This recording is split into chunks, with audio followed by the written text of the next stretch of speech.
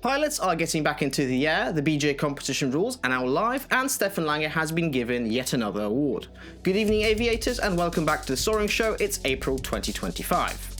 First, some housekeeping. The show is now split into 3 videos. So you have this video, which is the news segment, then we'll have another video of the interview, and yet another video with the weather. It just means we can split things up, and we notice in the analytics that you guys are skipping sections, but everyone's skipping to a different section. So rather than one big video with 3 sections, we're going to get 3 videos from now on. And with that out of the way, the weather is finally getting better. Pilots are finally starting to come out of hibernation, and we've got some great flights on the ladder.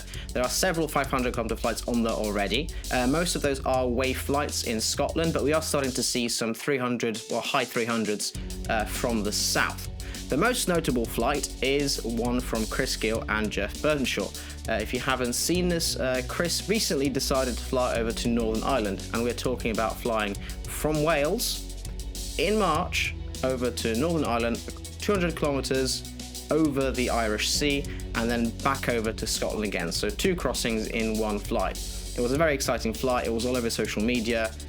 People were posting about it. Every single gliding group chat I was in was sending messages about this flight. And of course, so we had to invite him to the show and get him to talk about it, talk about the reasoning behind the flight, a bit of the behind the scenes of how to get the flight like that organized and what it was like. And ordinarily this interview would be at the end of the video, but with this new format there's going to be a link either in the description or in the, well, somewhere above my head right now with a link to that interview. And while talking about hibernation and coming out of it, around about this time we get a lot of phone calls from very upset customers telling us that they've switched on the panel for the first time this year and their vario is broken, or the flam is broken, or a radio is broken. And usually that's because of moisture. If your panel lives inside the glider over the winter and the glider lives on the airfield over the winter, there's probably going to be some sort of moisture buildup on there, which is not good for any electronics. If you then just go up to the airfield on the first warm day of the season and throw a battery and then switch the panel on, you could fry something. And if you do, this is also the worst time to do it because all of our suppliers are really busy.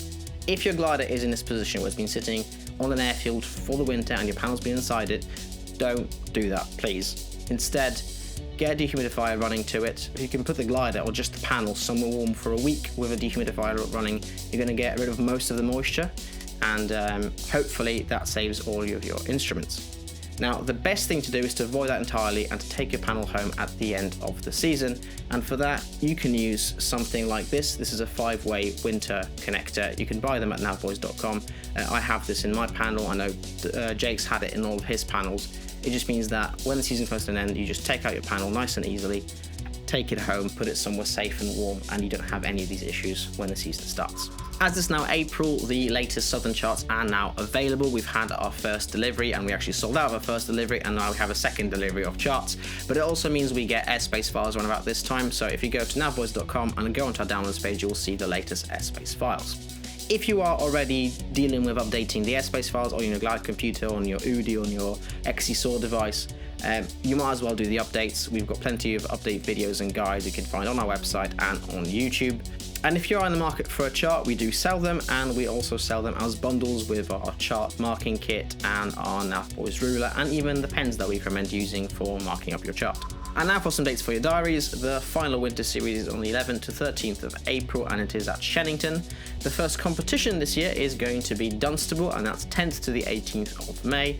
And then you've got the Standard, the Open, and the 15-meter Nationals at Lasham on the 24th of May to the 1st of June. And since we're talking competitions, the BGA competition rules for 2025 are now live. And one of the most contentious topics was the handicap change for the Arcus. There's a lot of varied opinions online. We invite you to share your thoughts on the Arcus change down below in the comments, and also whether or not you think there's other gliders that are either over-handicapped or under-handicapped. There's another change which is 5.16.5, and the BGA now recommend that strobes are fitted for BGA competitions. This is not mandatory, but to be honest, when I'm looking at the rules, it doesn't look like flam is mandatory either. However, if you're looking at international rules, IGC rules, flashes are now mandatory, and they have to be either white or red. And finally, Stefan Langer, he's been named the Champion Pilot of the Year 2024 and the winner of the World Soaring Cup. If you don't know who Stefan is, he is a glider pilot from Germany. He's got a very popular YouTube channel where he's been documenting his gliding career so far. And last year, he became World Gliding Champion in the 80-meter class and the 38th FAI World Gliding Championships in Uvalde, Texas. First of all, it's really impressive that he became world champion, especially with how young he is. I think he's in his early 30s. He also managed to score 95.8% of the maximum possible points in that championship. So, well done, Stefan. If you're looking to improve your flying, to get faster, understand the weather better, please check out our Patreon, where we post seminars from some of the world's greats in terms of gliding. We've got a team flying seminar from Andy Davis. Scudder has come on and talked about how SkySight works underneath. We've had Tim Milner, who's a British gliding team coach, talking about sports psychology and how to manage the inner chimp. Among some others in there, and we've got a few more coming up. We've got GDL coming up very soon. So yeah, we're looking forward to all of you seeing that, and hopefully it helps you fly better and fly faster. Hopefully you enjoyed the show today. This is the news segment, and if you want to check out the weather, there's going to be a box on the screen somewhere around here now. And if you want to check out the interview with Chris Gill talking about his flight to Northern Ireland, it's going to be somewhere around here.